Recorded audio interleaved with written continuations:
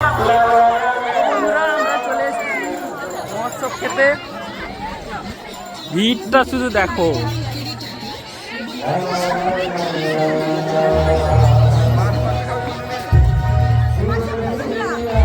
এখন ক ঘন্টা যে লাইনটা দিতে হবে তার ঠিক কিছু নেই।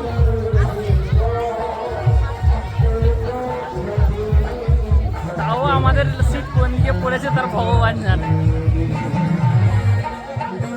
আমার মা সেদিকে যাচ্ছে, কোথায় খুঁজে কে খুঁজে কোথায় বসবে তার কোনো ঠিক নেই।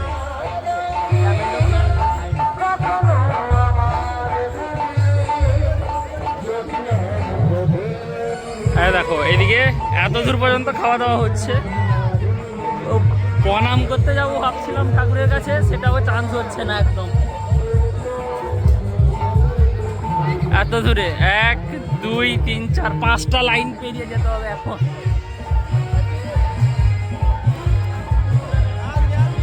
আর যেদিকটা রান্না বান্না হচ্ছে সেদিকটাও দেখাচ্ছি। দেখো এই দিকটা রান্না বান্না হচ্ছে, সেদিকটাই বেশি যাওয়া যাবে না কারণ ওইদিকে কাজ টাজ করছে লোকে।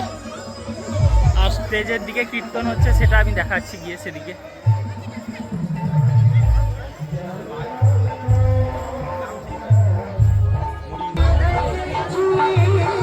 যাচ্ছি সেই দিকটা, স্টেজের দিকে দেখাবো।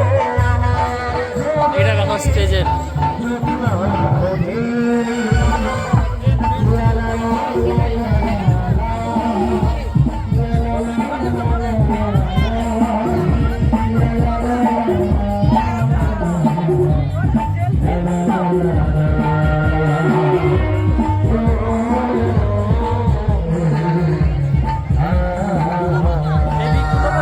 দোকানগুলো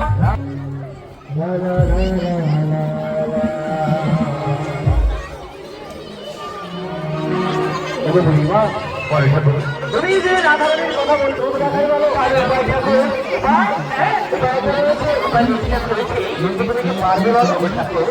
আমার মনে আশা পূরণ করার জন্য বর্তমান যাই, তোমাদের একটু দেখিয়ে দিলাম। বর্তমান যাই, খাওয়া দাওয়া করে আবার আসবো, দেখাবো। খেতে বসে এখন লাইন না দিলে খাওয়ার পাওয়া খুব কষ্টকর আছে। তো আগে খেয়ে নিই, তারপরে ব্লগিং করবো।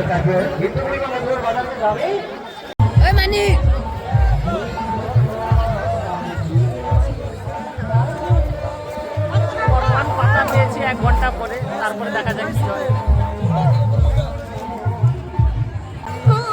খাওয়া দাওয়া মস্ত হয়ে গেছে বর্তমান।